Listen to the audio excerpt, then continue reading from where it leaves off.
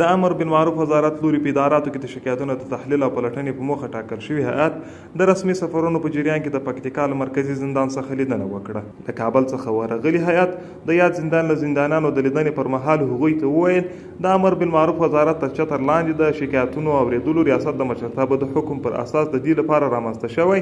څو د خلکو شکایتونه واوره او د حل په موخه یې تر اړوندو مسؤلینو ورسوه. نو پر همدې اساس که تاسې د زندان له مسؤلینو شکایت لرئ او یا د هغوی له لوري غیر قانوني کړنې در سره کیږي موږ ته یې په ډاډه زړه ویلی شئ. دا هیئت چې د کابل څخه راغلی دی ستاسې د احوال دپاره ستاسې د حال پوښتلو دپاره چې ستاسې دلته کم حال دی نو که دلته په محبس کې د زندان د مسؤلینو د خوا څخه تاسې ته کوم تکلیف متوجه وي یا تاسې بې ځایه وهل کېږي یا تاسې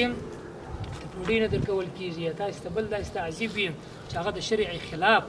عمل وي ستاسې سره هغه خبره زموږ سره شریکه کړي. دغه راز یاد پلاوي د زندانیانو ستونزې له نږدې واورېدي او هغوی ته یې د یادو ستونزو د حل ډاډ ورکړ او د دې پلاوي په مشري مولوي صدیق الله اسحاق له زندانیانو وغوښتل چې د شوو جرمونو له بیا تکرار ډډه وکړي څو په ټولنه کې د شته منکراتو مخه په ښه ډول ونیول شي. د خپل ځان څونه په شرعي اوامرو باندې مکلف وبلم یعنې مخکې په ازادۍ کې چې زه آزاد وم زه خو دې شیانو ته ډېر نه وم متوجه دا فکر د خپل ځانه سره وهل او بیا په ځان کې هغه اصلاح راوستل. په ورته وخت کې د یاد زندانیانو د زندان د مسؤلینو له ښه چلند خوښي وښوده او ډاډ یې ورکړ چې شوي جرمونه بیا نه تکراروي او د اسلامي امارت غوښتنو ته به ژمن وي. محترم هیئات نه موږ ډېر خوشحاله یو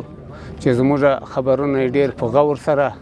او ډېر په سړو مازغو باندې واورېده. زه الحمدلله خوشحاله یم په باندې پوه سوی دې شکر باسو چې دې راغلو یعنې باید موږ زړونو بوجونه کم سلو. بالکل خوشحاله یو پوه د خپل شکایت په د اوس ورته ووایو پوه شو ځکه خوشحاله یو ورشي چې موږ